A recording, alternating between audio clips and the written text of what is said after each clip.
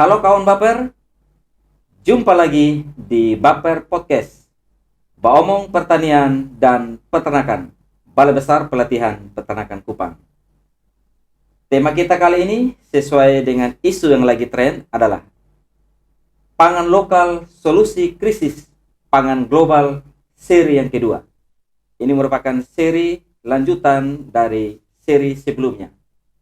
Kawan Baper, kali ini Baper selalu menghadirkan narasumber yang adalah widyaswara di Balai Besar Pelatihan Peternakan Kupang. Seorang widyaswara ahli utama dengan bidang keahlian pasca panen dan pengolahan hasil pertanian maupun peternakan. Beliau adalah Ibu Insinyur Wiwi Yuniati Korsa, MSI. Halo Bu Wiwi, apa kabar? Halo Pak Menix, halo kawan Baper, salam sehat dan tetap semangat ya. Baik Bu Wiwi, terima kasih. Jumpa lagi di Baper seri yang kedua. Isunya masih berkaitan dengan krisis pangan lokal, di mana kita mengetahui bahwa perkembangan zaman saat ini, akhir-akhir ini dengan perkembangan penduduk, bertambahnya penduduk, tapi juga penduduk membutuhkan pangan. Nah, pangan-pangan yang tentu kita lihat sebenarnya ada di sekitar daerah, namun daerah kita atau wilayah kita masing-masing. Namun karena bicara tentang secara global, artinya secara dunia Bu ya. Jadi ini tentu di negara-negara lain pun juga pasti mengalami namanya krisis pangan. Itu sebagai dampak dari populasi penduduk terus bertambah, perubahan iklim, anomali iklim, di mana saat ini contohnya kita di Kupang NTT ya, yang biasanya musim hujan kita bisa prediksi, tapi sekarang kan pun tidak. Ini kan juga akan mengganggu para petani kita untuk bagaimana bisa menentukan musim tanam. Nah ini juga pasti berpengaruh terhadap pangan Bu ya. Kemudian juga berkaitan dengan apalagi yang lebih luar biasa itu kan perang Ukraina dan Rusia. Ini kan dampak terhadap krisis pangan global ini sangat luar biasa. Nah, tapi pada kesempatan ini tentu melalui Baper Podcast Balai Besar Pelatihan Peternakan Kupang, Bu Wiwi, kita akan berbincang-bincang mengenai bagaimana kita mengatasi krisis pangan global ini.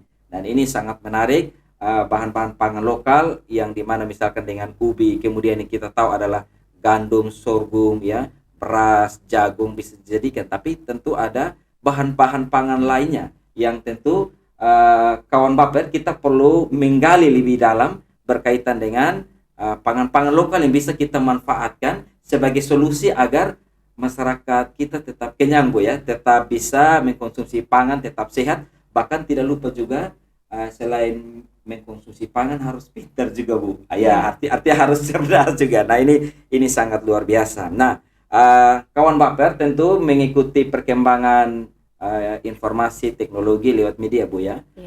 Ada arahan dari baik itu Bapak Presiden, bahkan juga sampai di Menteri, dan itu pun juga perannya sampai kepada kita Badan Penyuluhan dan Pengembang Sumber Daya Manusia Pertanian, apalagi diturunkan lagi ke Balai Besar Pelatihan Peternakan Kupang yang dimana kita kan lebih dekat dengan masyarakat pertanian ya, masyarakat pertanian, masyarakat peternakan.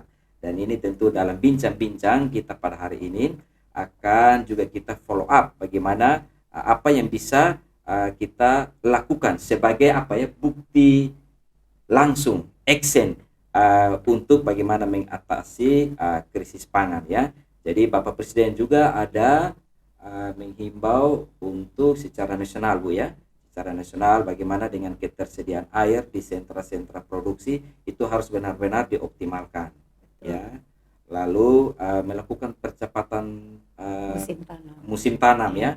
Percepatan musim tanam artinya mungkin peluang untuk bisa tanam harus cepat tanam sehingga stok pakan itu mungkin selalu pakan lagi minta maaf ini karena stok pangan ya itu selalu tersedia. Bahkan ternyata ada anjuran juga untuk bulog ya, bulog di mana harus membeli gabah yang diproduksi atau yang dihasilkan oleh petani. Nah ini luar biasa, artinya dengan hal-hal ini tentu sudah memberikan sedikit solusi bagi kita di negara kita. Nah Bu Wiwi, dengan arahan Pak Jokowi tadi ya, menurut Ibu Wiwi krisis itu kira-kira apakah memang sudah dirasakan oleh masyarakat sampai dengan saat ini? Karena ada juga yang merasakan langsung, ada juga yang berpikir mungkin seperti apa kondisi yang ada ya dia tidak peduli dan lain sebagainya. Dan mungkin lembaga pemerintah kita juga tentu memberikan sebuah kepedulian untuk mengatasi pangan di negara kita karena ini efeknya sangat luar biasa. Jadi menurut Ibu bagaimana untuk solusi krisis pangan global ini? Baik, Pak Menik.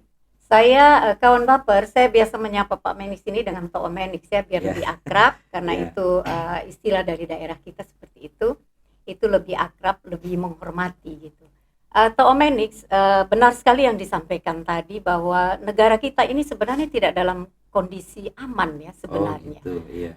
Dan masyarakat sekarang mulai merasakan bahwa kita ini sementara masuk di dalam ambang krisis pangan sebenarnya. Bukan hanya krisis pangan, krisis ekonomi, krisis energi, ya sekarang sudah mulai kita rasakan. Apalagi barusan kita sudah kenaikan ini ya, kawan baper di mana-mana ada demo karena apa?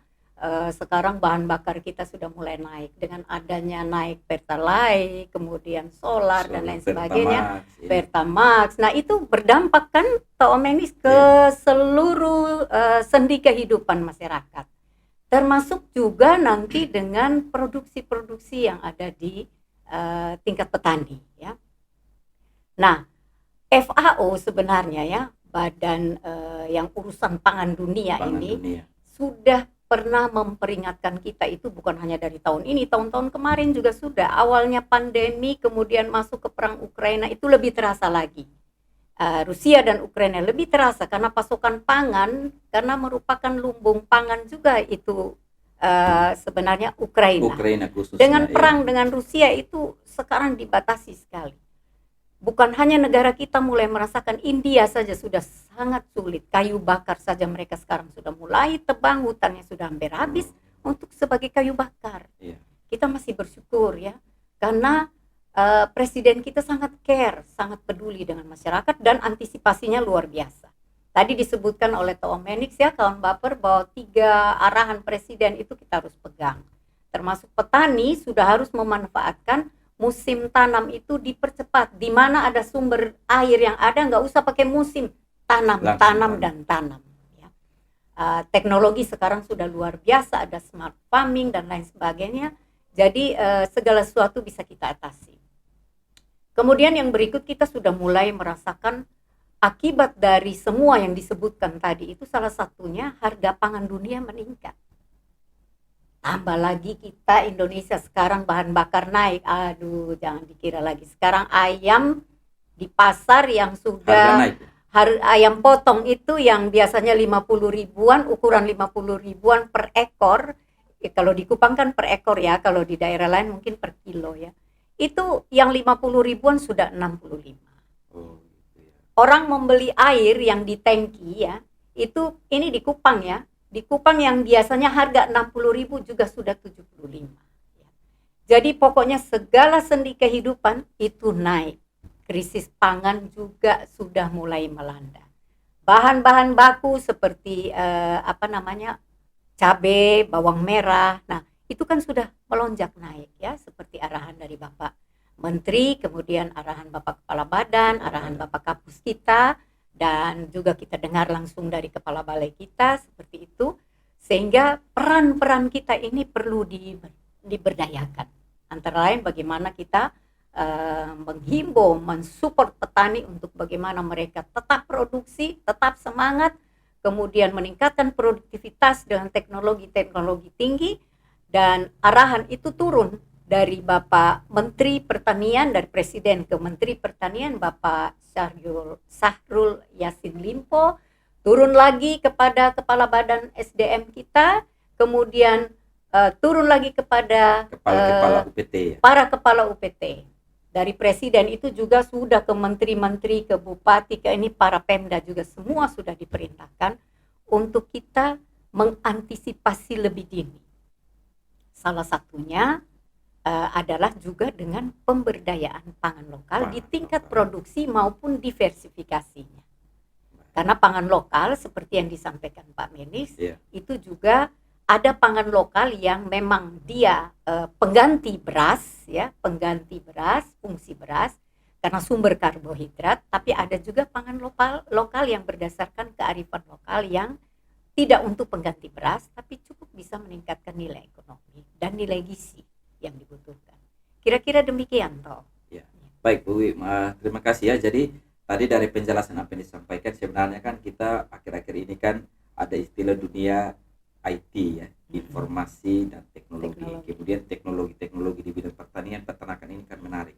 Berarti dengan sendirinya ada potensi pangan lokal yang ketika disentuh dengan teknologi, ya kan, itu kan bisa dimanfaatkan untuk menyediakan stok pangan ya bagi masyarakat kita. Kemudian Nah, nilai tambah juga. iya. Nah, kalau misalkan pangan lokal ya, karena mungkin pangan lokal ini kan mungkin terbatas untuk kalangan-kalangan tertentu yang paham tentang pangan lokal. Nah, seperti itu apa sih? Mungkin tadi sudah digambarkan pangan lokal itu seperti apa, tujuannya selanjutnya seperti apa, bagaimana dimanfaatkan, dan ini kan merupakan apa ya, arahan dari Bapak Menteri, dan mau tidak mau kan semua lapisan masyarakat sampai ke yang paling bawah ini kan perlu tahu dan perlu apa ya, mengaplikasikan atau mewujudkan ya pangan ini, sehingga ini kan perlu digalakkan supaya mengatasi krisis pangan global. Nah, menurut bagaimana pangan-pangan lokal yang selain ubi dan lain sebagainya, dan ini bisa memberikan sebuah pencerahan atau edukasi kepada masyarakat pertanian kita.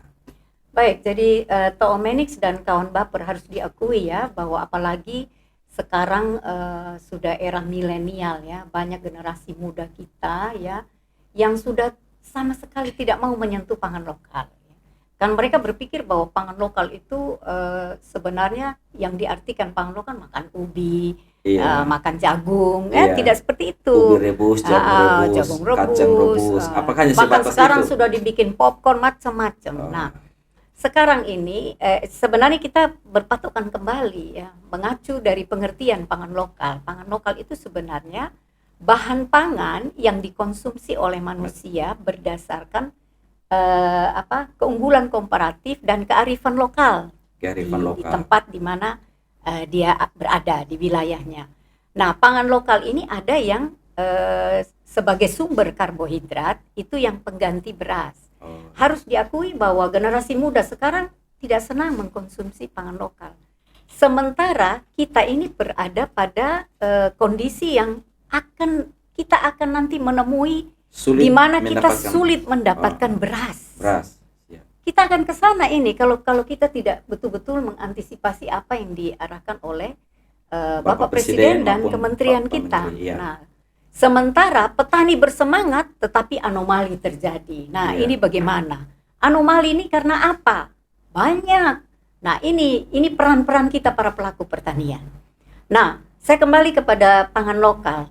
Pangan lokal itu misalnya kalau pengganti beras, sekarang ini kita harus membiasakan lidah kita itu dengan pangan lokal. Sehingga ketika kita nanti mau cari beras 1 kilo sudah 100.000, ada pangan lokal yang begitu luar biasa banyak yang tersedia di negara kita. Kita ini kan negara yang makmur sebenarnya. Tanah kita itu gemah ripah loh jinawi gitu ya.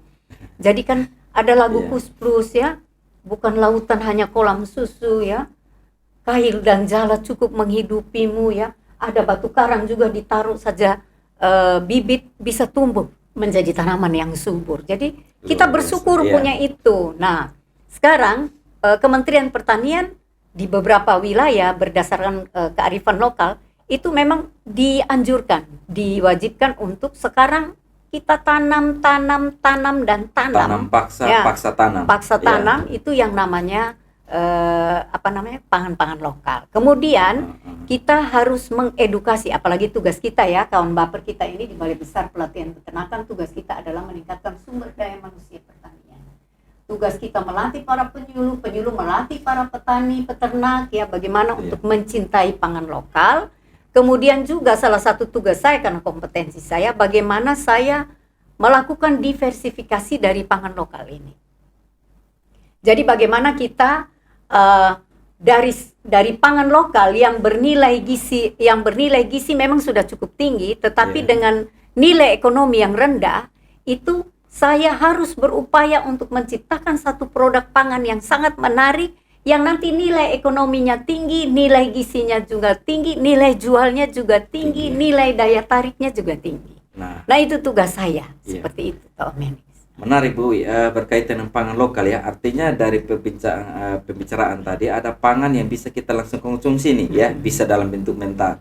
Tapi lebih keren lagi kalau misalkan kita mengkonsumsinya bisa dalam bentuk olahan-olahan ya, yang sudah karena diolah. meningkatkan nilai gizi, Ya. stok pangannya ada, dan Betul ini sangat sekali, luar Pak. biasa. Nah, ada salah satu Bu, tentang pepaya nih Bu. Jadi Nah. apakah mungkin biasa kan kita makan pepaya kan langsung setelah masak dipanen langsung kita makan. Nah ini kan apakah juga masuk dalam pangan lokal, kemudian bagaimana pangan ini misalkan pepaya bisa diolah sebagai stok pangan nih? Iya. Karena memang di masyarakat kita kan dengan kebiasaan turun-temurun tanam pepaya kemudian dipanen ya cukup seperti itu. Menurut Bui bagaimana sebagai salah satu solusi untuk Iya. mengatasi krisis pangan nih? Baik, Pak Wamenix, ini menarik ya. Kita mengangkat topik kali ini memang dengan pepaya. Nah, Pepaya. pepaya ini kan ditemukan di seluruh pelosok tanah air kita. Iya. Yang namanya pepaya. Siapa yang tidak suka? Pasti Pak Wamenix juga suka ya makan yang pepaya. penting sudah masak ya. Nah. Kalau misalkan masih setengah matang, biasanya dibuat rujak, Dibuat itu cocok rujak, ya. ya. Iya. Nah, kan masyarakat kita hanya tahu bikin rujak. Kemudian kalau yang makan. pepaya muda ini juga, tapi kan tidak tahu sebenarnya dia punya potensi yang luar biasa untuk kesehatan juga. Kemudian untuk meningkatkan nilai gizi. Untuk diketahui kawan baper dan Taomenix ya, bahwa sebuah pepaya itu dia mengandung 30 kalori ya, 30 luar biasa. kalori. Selama ini kita hanya makan saja Bu, tanpa ya, mengetahui. di dalamnya ini pepaya yang tua ya, di dalamnya itu ada 5 gram serat ya, kawan baper, ada 5 gram serat. Nah, serat itu sangat dibutuhkan oleh pencernaan kita, oleh tubuh kita. Kemudian mengandung juga sekitar 2 gram protein. Jadi pepaya itu jangan dikira nggak ada proteinnya, ada protein nabati dia, bukan hanya dari kacang-kacangan. Iya. Pepaya itu ternyata ada. Kemudian kandungan vitamin C-nya luar biasa tinggi, sehingga kebutuhan kita untuk vitamin C, kebutuhan harian tubuh untuk vitamin C sebenarnya cukup ada di dalam sebuah pepaya. Satu buah pepaya. Karena dia 224%. Dia bisa memenuhi kebutuhan harian akan vitamin C dari tubuh kita. Pepaya itu, vitamin E-nya luar biasa, tinggi juga. Dan banyak juga vitamin-vitamin lainnya yang terkandung dalam sebuah pepaya. Nah, menariknya, pepaya muda juga demikian. Jadi pepaya muda jangan dipandang enteng. Saya bisa membuat nih pepaya muda, bisa menjadi sebuah produk yang punya nilai gizinya tinggi, kemudian rasanya enak, namanya abon pepaya. Ya. Nah, abon pepaya ini bayangkan kalau kita sudah olah menjadi sebuah produk pangan yang namanya abon pepaya.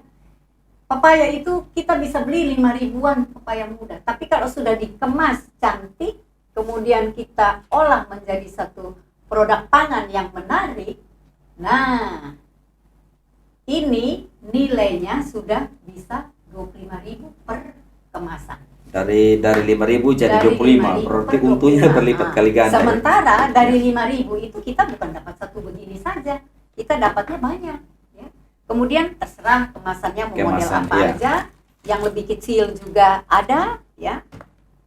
Seperti kawan baper lihat ini yang ada juga, ini adalah dari ubi. Ini yang waktu seri pertama sudah saya tampilkan, bagaimana ubi kayu yang berasa pahit tetapi bisa saya olah menjadi tepung yang punya nilai gizi tinggi, punya nilai manfaat yang luar biasa, bisa diolah menjadi 100-an lebih produk pangan yang punya nilai tambah yang luar biasa. Jadi pepaya itu luar biasa, pepaya muda. Ini kami Balai Besar Pelatihan Peternakan memproduksi yang namanya abon pepaya. Abon pepaya. Ya, dan ini punya nilai gizi yang sangat tinggi karena ada tambahan juga asupan-asupan gizi dari bumbu-bumbu yang ada dan bahan-bahan tambahan yang ada. Iya. Demikian Pak Menis. Jadi luar biasa pepaya ini. Jangan dianggap remeh. Kelihatannya di supermarket belum ada Bu ya? Belum ada. Belum ada ya. Belum Wah, ada berarti ini salah satu inovasi baru ya dari Balai Besar Pelatihan Peternakan Kupang terkait dengan abon pepaya. Yang kita tahu kan abon dari daging, kemudian dari telur dan lain sebagainya. Ternyata pepaya ini dari pepaya muda ya? Iya, ini dari pepaya muda. Nah, tentu kawan baper penasaran ya bagaimana cara mengolah karena kalau kita langsung makan kan mudah, tapi prosesnya ini ya mungkin Ibu Wiwi bisa gambarkan tentang bagaimana kita bisa mengolah jadi abon pepaya ya, Iya. pepaya muda yang dipanen, kemudian seperti apa, kemudian barangkali mungkin ya daya simpan kalau misalkan dalam bentuk kering kan pasti cukup lama ya. Iya. Jadi kita bisa konsumsi di mana saja, mungkin bisa dimakan pada saat keseharian ataupun juga cemilan juga bisa Iya. ya. Oke, gambaran tentang bagaimana cara membuat nih, Oke. kawan paper, Baik. kayaknya penasaran ya. Baik, Tok Omenix dan kawan baper pasti penasaran ya gimana cara bikinnya. Mungkin di daerah Jawa ini sudah banyak juga diproduksi ya. Tetapi kalau untuk Kupang ini saya belum pernah ketemu tuh di manapun di pasaran untuk jualan abon pepaya, sehingga kami sebagai Widya Iswara yang punya kompetensi di bidang pengolahan hasil pertanian dan peternakan, saya tertarik untuk berinovasi tentang ini. Kenapa saya katakan inovasi? Meskipun produk ini kalau di Jawa mungkin sudah pernah ada yang menjual dan mungkin sudah ada yang menjual ya, tetapi di Kupang ini merupakan hal yang baru dan saya menyatakan ini inovasi karena saya memang meramu bumbunya tidak seperti yang ada di pasaran Jawa ya, nggak ada, karena saya meramu kembali bumbu-bumbu ini sesuai dengan pengalaman saya. Nah, caranya mudah sekali. Saya yakin bahwa kawan baper bisa mencoba ya. Jadi sebuah pepaya muda yang beratnya sekitar kurang lebih 800 gram ya, kita nanti dikupas, kemudian kita cuci bersih karena dia punya getah ya, getah. Kemudian kita belah, kemudian kita kerok biji mudanya, pokoknya dibersihkan lah dari biji-bijinya. Lalu kita cuci bersih lagi karena dia getahnya memang cukup banyak ini ya. Jadi kan? Cucinya berkali-kali. Cuci. Kemudian kita parut. Parut biasa saja pakai parut. Ya, parut buah ya, bukan parutan kelapa ya, parutan buah. Ya. Kemudian setelah kita parut semua, kita taburi dengan garam. Jadi satu buah pepaya dengan nilai 800 gram itu kita taburi dengan 3 sendok makan garam dapur. Cukup garam saja ya? Garam saja kita remas-remas. Nah, tujuan memberikan garam ini adalah dia mengekstrak sari atau kandungan air yang ada dalam pepaya. Kemudian juga dia menghilangkan getah yang agak gatal. Sekaligus meningkatkan cita rasa ya, karena ada garam. Jadi kita garam dulu, kita remas-remas, dia mengekstrak ya, kandungan airnya berkurang. Kemudian setelah kita remas-remas ya, airnya sudah keluar, kita cuci, kita peras. Kita taruh di wadah, kita cuci. Cucinya berkali-kali sampai kita cicip tidak ada lagi berasa garam. Gitu. Nah, jadi cuci bisa 2-3 kali kawan baper. Kalau boleh di air yang mengalir ya, di air yang mengalir supaya semua kotoran-kotoran yang ada tuh itu mengalir. Setelah itu kita saring, kita peras. Setelah itu kita buat bumbu nih. Nah, bumbu-bumbunya nih macam-macam. Ada bawang putih, ada bawang merah, ada ketumbar, ada merica sedikit, kemudian ada jahe, lalu saya juga mencampur sedikit dengan gula ya. Karena mungkin namanya abon itu sebenarnya dia identik dengan manis gitu ya. Tapi abon yang beredar di pasaran Jawa saya lihat memang dia agak tidak memakai gula. Kalau saya punya memang saya modifikasi sedikit dengan gula.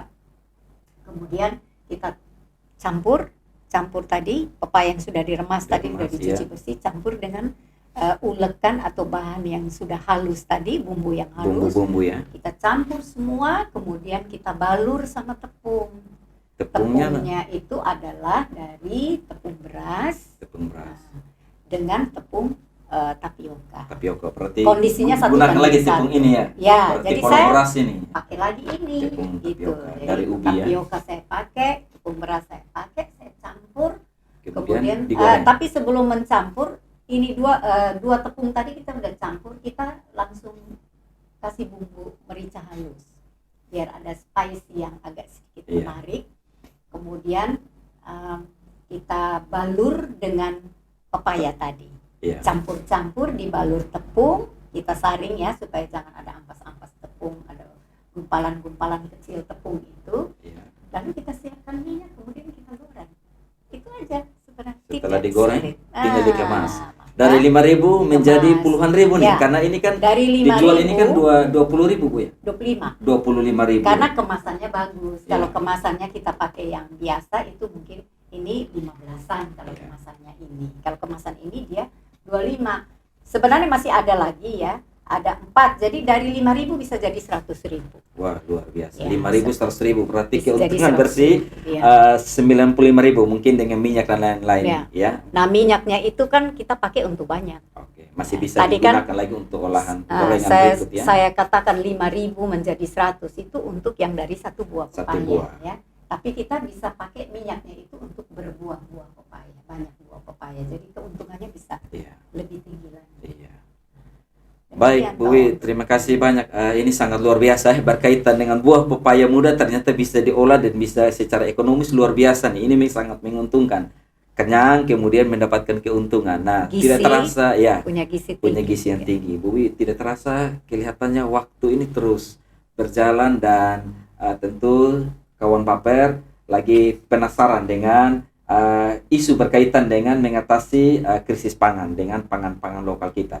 Untuk kesempatan ini Bu Wiwi mohon kesediaannya memberikan closing statement sebagai motivasi bagi kawan Baper saat ini berkaitan dengan seri pertama tentang ubi ya. Kali ini tentang abon pepaya. Ini sangat luar biasa.